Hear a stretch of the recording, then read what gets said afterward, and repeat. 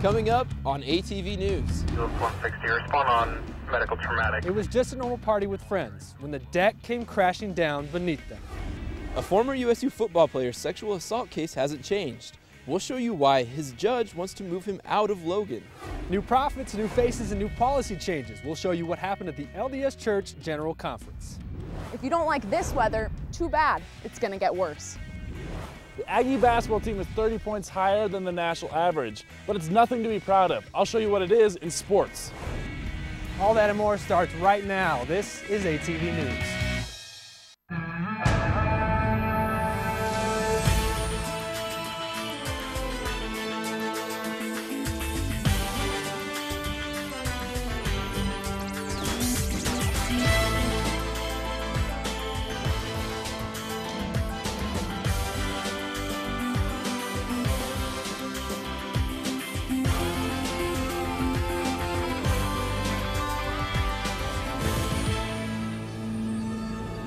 All units responding to North Logan. We have 4 patients, 2 of which are complaining of head, neck, and back pain.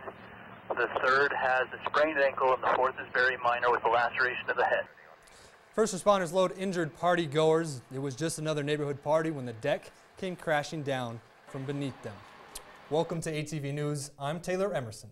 And I'm Chaz Ricks. And according to the officials, there were 40 to 60 kids on that deck when it went down. They're walking away from injured from their party last Thursday.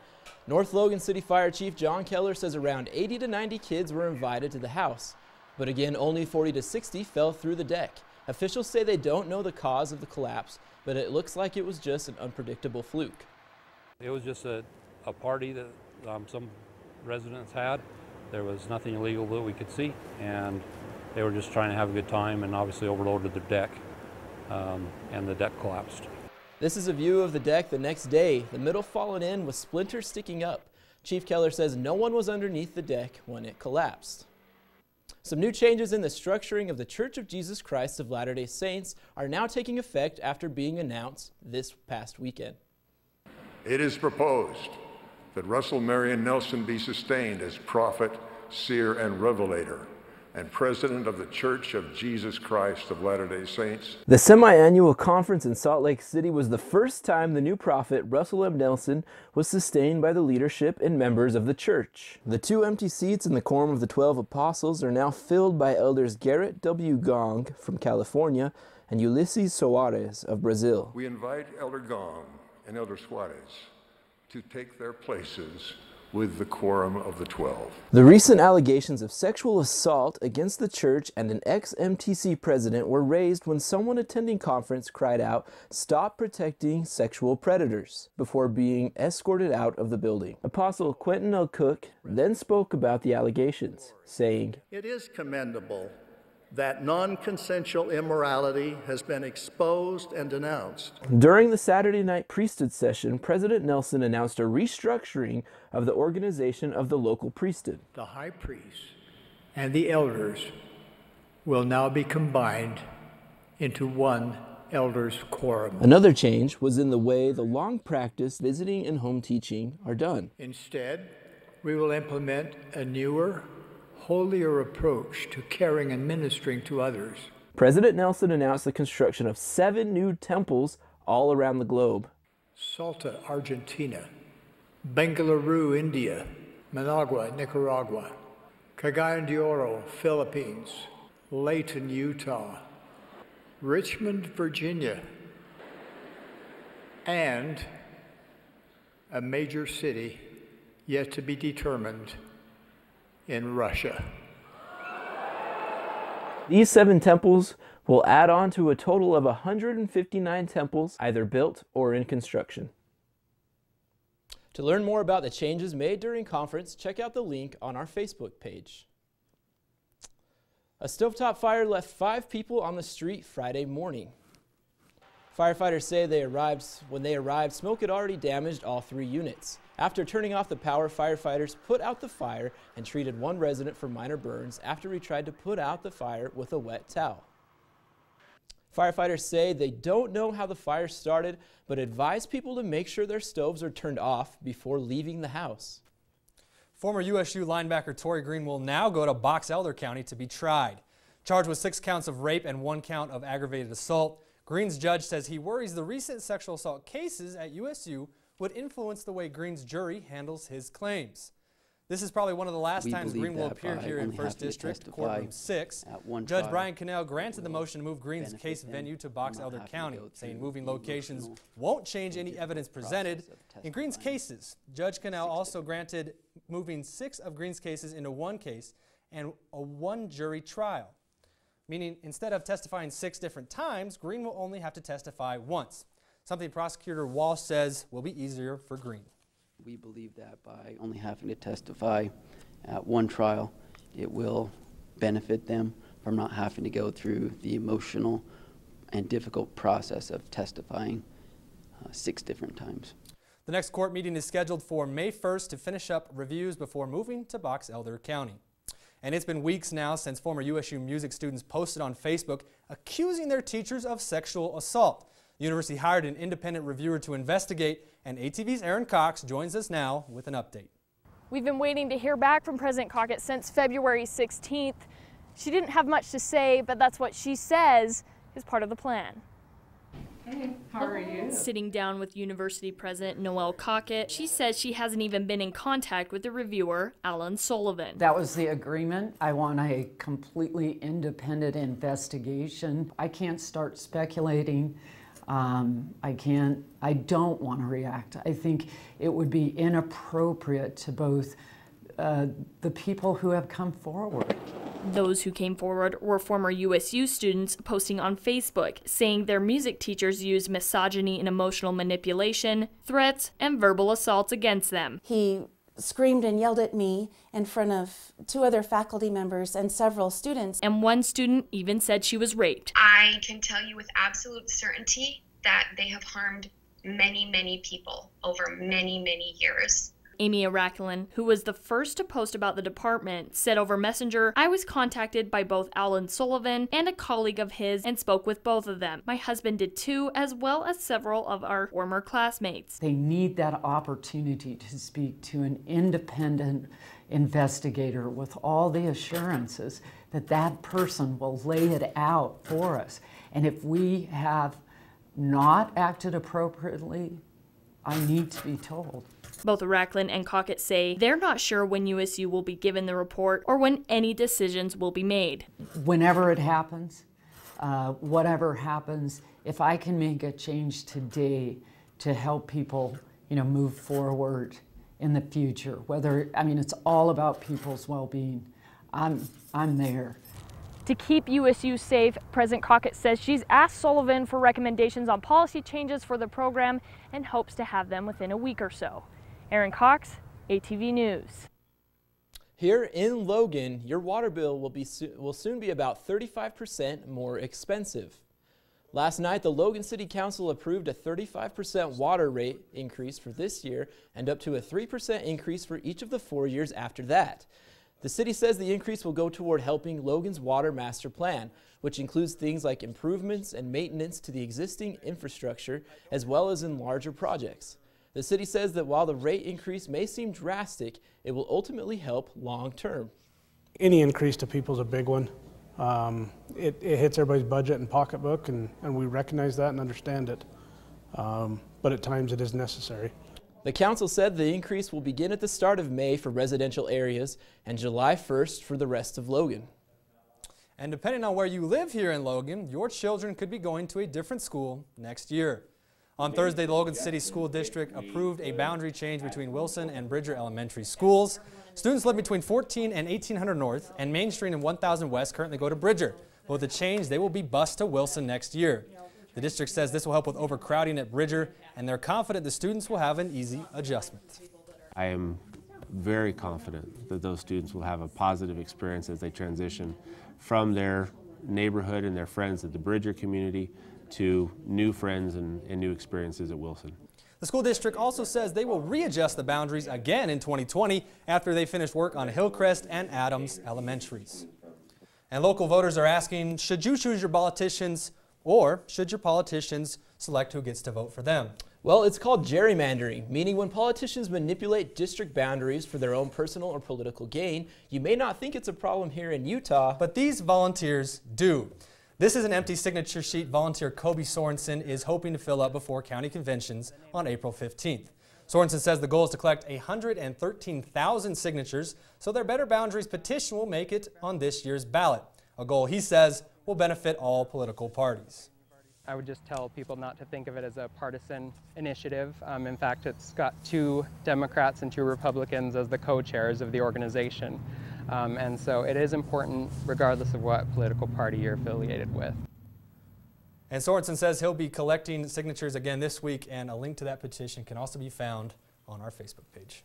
And when we come back, what this cow did to earn this massage. Celebrating 65 years of public broadcasting in Utah. Up next, we'll take you behind the scenes of UPR. Hey! Raymond, look at Mommy. Maybe the light hurts his eyes. Maybe she's just not hungry. Maybe he can't hear us. Maybe we're not stimulating him enough. Maybe it's a phase.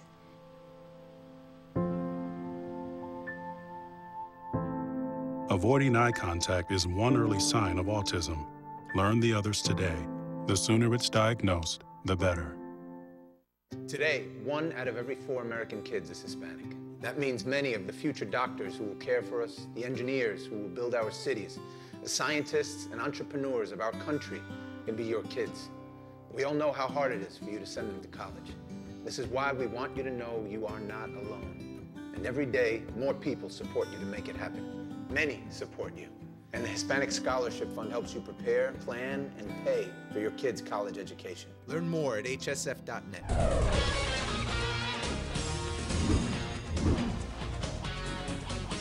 Welcome back.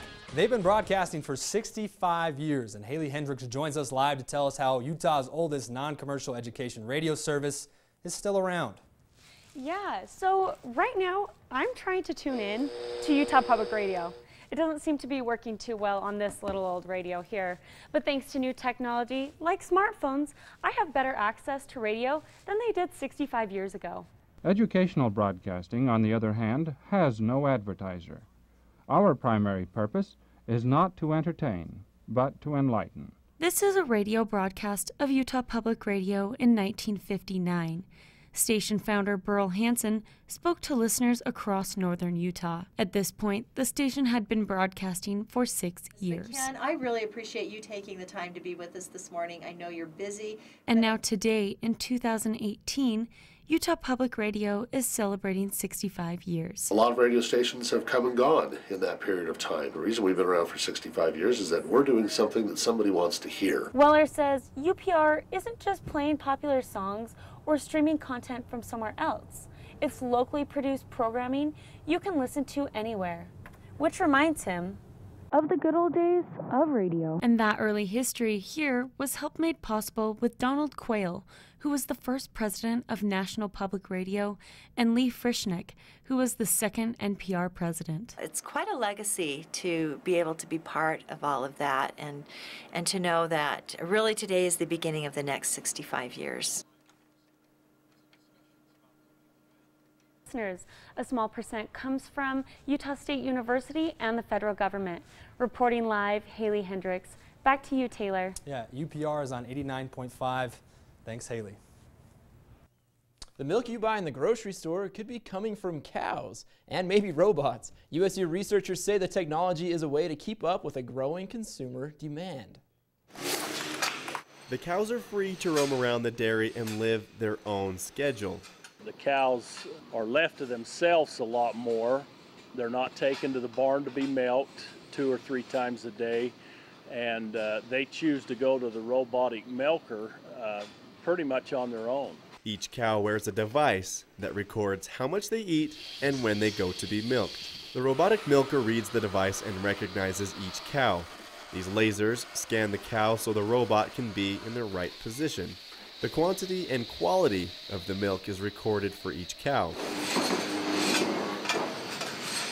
We've had a good producing dairy herd here for years. but now we'll be able to document, okay, what's the changes as we've come into this fully enclosed facility. USU researchers say the happier these cows are, the more milk they produce. Not only are the cows milked whenever they want, but they also get a day spa every day. The dairy has controlled temperature all year, a specialized diet, and even massages. And they seem to really enjoy it. The savings and the profitability isn't just from the labor, it's allowing the cows the free flow, free access to the milkers. These cows go to the milkers by themselves more than 3 times a day compared to 2 at a conventional dairy farm. So you typically see an increase in milk productivity per cow and overall for your herd. Bronson Tykert, ATV News. The cows started using the new dairy 2 months ago, and researchers say the cows are adjusting according to plan. Yeah. And when we come back, ATV's Sarah Murphy will have your full Cache Valley weather report. Your current temperature is 53 degrees. I love the major so much. It's my 4th year in the major. The faculty in the PR department help students get more engaged in PR and get more hands-on experience in the field of PR. When I graduate here, I'll have more experience than other students have because of the classes that we take here on campus. Public relations is far the best because there's so much variety in the field. You go into marketing, corporate communications, you can become a writer because of all the things you learn within the classes of public relations.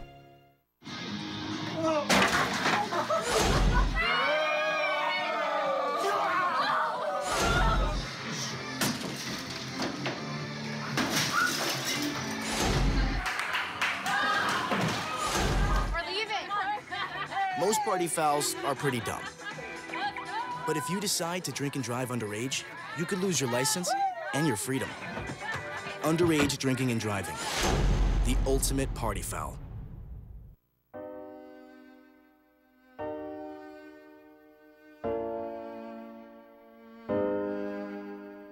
In Utah, 1 in 8 women and 1 in 50 men will be raped. Also in Utah, 1 in 3 women will experience sexual violence. Of the completed and attempted rapes against college women, less than 5% will actually be reported. Sexual assault should not be a part of the college experience. Always get consent. Consent for sexual activity is enthusiastic. Consent is sober. Consent is non-coerced. Consent is verbal. Consent is mutual.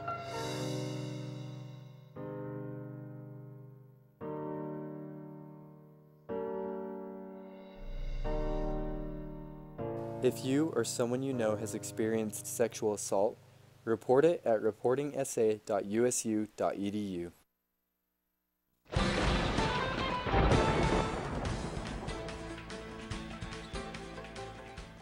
We have Sarah Murphy joining us for our full weather forecast. Yeah. Couldn't think of my words there. You got it out though. Sarah, are we going to get those April showers? You know, they are to be expected, especially in the next upcoming week. So let's take a closer look. We're going to head over and check out our national radar. These different colors, they symbolize different moisture. Over here on the east coast, you can see that there's definitely a to be.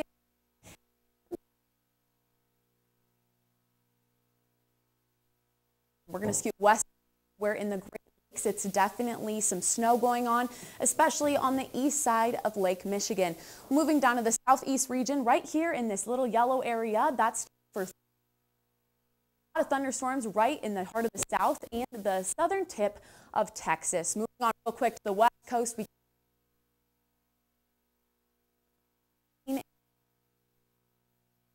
look at that there's really not that much going on. Really a quiet week for the Beehive State, and we're excited to see that have a clear day. So yeah, right behind me, there's just a little bit of rain going on, but not that much. So we're going to check out our 7-day forecast actually now. So enjoy this last dry day because in the next couple of days, we're going to see a lot of rain. Starting on Wednesday, we're going to have a high of 53 and a low of 36. Moving on tomorrow, we're going to have a high of 59 and a low 43 and some showers. Friday and Saturday are going to be pretty similar with high 50s, low 40s. Sunday is going to cool down a little bit with a high of 51 and a low of 32. Monday is a high of 55 and a low of 34, and Tuesday we're not going to have any rain, just a high of 61 and a low of 44. So you guys, I know we've been saying for the past couple of weeks that we should expect warm weathers, but we're going to have to wait just a little bit longer. Oh man, hopefully those April showers bring May flowers. Hopefully they get a lot of flowers in the future. Hopefully, Chaz. Yeah, hopefully. that's what I'm hoping for. What do you have for us in sports? Well, I'm hoping when we come back, men's basketball has a new tradition.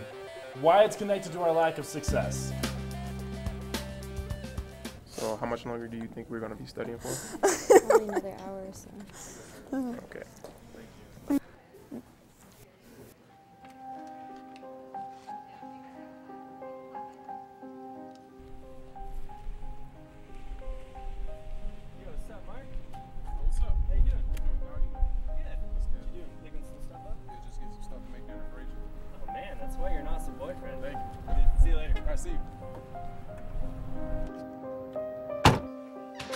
Where have you been? Do you know how long I've been waiting? I don't care. What did you even get? You don't do anything right. Is that what I said? What are you good for? You're such an idiot. You know, you drive me crazy. I've been texting you, you don't respond to me. You make me talk to you this way. This isn't what I want. You do this. You're the dumb one. Why am I with you?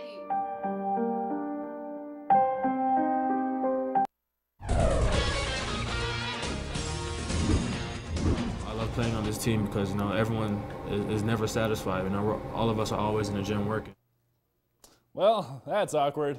Another week has passed and another Aggie is leaving our basketball team. For Aggie TV, I'm Braden Clark and you're watching Aggie Sports. There are going to be quite a few new faces on the Aggie men's basketball team next fall. Last weekend, former USU point guard Kobe McEwen announced he will transfer from the program. McEwen leaving is the second Aggie to transfer since the season's end, D'Angelo Isby being the second. The first, actually. McEwen was named Freshman of the Year 2 seasons ago and was named Mountain West Conference Honorable Mention this year. With his departure, the Aggies are losing 15 points per game, 5 rebounds, and 3 assists. During Tim Durier's tenure, the Aggies have seen their fair share of players leave the program. USU has had 41 players since 2013, and according to verbalcommits.com, USU has a difficult time keeping their players. Since the end of 2013 season, the Aggies have seen 16 of their 41 players. We actually got the wrong graphic up right now, but we'll get to those numbers in a second.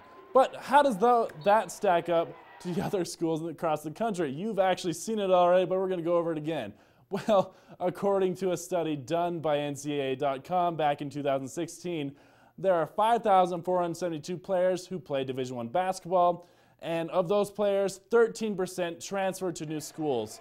43% actually from Utah State have transferred. So you're seeing a huge 30-point difference average between the national average and the average here at Utah State. How can the Aggies reclaim the magic they once had? Come back for our show next week where I ask Coach Craig Smith that very question. After splitting last week's series with Nevada, the Aggie softball team welcomed rival BYU to the field. The Cougars started the game with a bang. Brielle Breland sent this one over the fence. The Aggies would strike back the following inning, and senior catcher Brina Buttacavalli clears the bases with this double. The Aggies lead 3-1.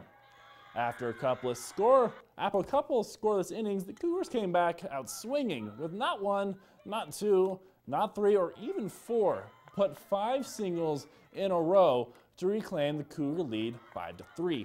The Aggies would get one more run in, but would go down swinging against the Cougars 5-4. The Aggies dropped to a record of 13-19. The softball team will be back on the road this weekend as they head out to California to play the Fresno State Bulldogs. Our men's golf team finished 11th in the Seattle National Invitational on Monday and Tuesday. Senior Braxton Miller finished 24th overall, going 3 over par. The men's tennis team traveled to San Diego State and beat the Aztecs 4-1. The Aggies are 3-0 in conference play this season. And our women's team split their 2 matches over the weekend, beating Colorado State 5-1 and falling to Wyoming 5-2. And you're all caught up with Aggie sports, guys, and I just have to ask, it's kind of sad that we've seen such a negative turnaround with our men's basketball team. Yeah, I remember when we were one of the top teams in the WAC, and we had Ty Wesley and J.C. Carroll, and we were a great team. But now it seems like it's all falling apart a little. Kobe had some potential. I'm sad to see him go. But coming up next, March may be over, but that didn't stop this group from taking to the streets here in Logan. You didn't have to be Latin to enjoy the culture. There's nothing I love more than sharing vegetables with my friends. Come on in! Help yourself to anything. That's why we give our food the utmost respect it deserves. Did you know there are simple steps we can all take to help save food? You can cook it, store it, even share it. Just don't waste it. Because when it comes to food, better ate than never. To learn more, visit savethefood.com.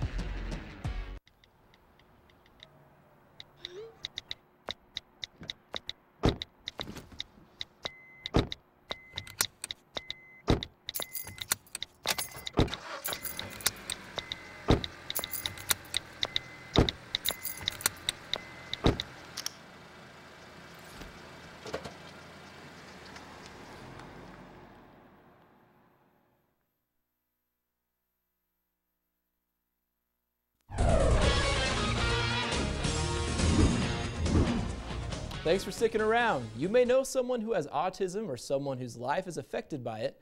ATV's Nicole Heaps shows us one group who walked to raise awareness of the autism community. These people are gathered for a group picture in front of the tabernacle to start off the Autism Walk event. The group held balloons and walked together on the sidewalks of Main Street to share their sense of unity with the public. It's really important that the autism community bands together and marches as one, just to show our pride in each other and all of the great things that we're capable of doing. After they finished walking, they drank water and ate Rice Krispie treats. They took a few more pictures, then said their goodbyes. There are people we celebrate and know who have autism, according to the event coordinator, and as said by the well-known Temple Grandin. I want people, when they think of autism, to think different, not less. Ostermiller has an 18-year-old son who has autism, and if there's anything he wants the public to know about individuals with autism, it's that. We're just people. We're regular people like anyone else. We're not like aliens or robots. We're just people. Nicole Heaps, ATV News. Recourses for the autism community can be found here at Utah State at the Center for Persons with Disabilities. Now you don't have to be Latin to enjoy the culture, and with Cinco de Mayo approaching, USU's Access and Diversity Center is bringing Latin culture to you. The crowd was challenged to give their best grito last Friday as the Latin Student Union hosted their annual Fiesta Americas. Every year there is a new theme, and this time around it was back to our roots. Members say they are proud of where they come from and for the opportunity to share their culture through dance, which is a big part of the Latin culture. Dancing was among one of the festivities held that night, along with contests and authentic Latin cuisine.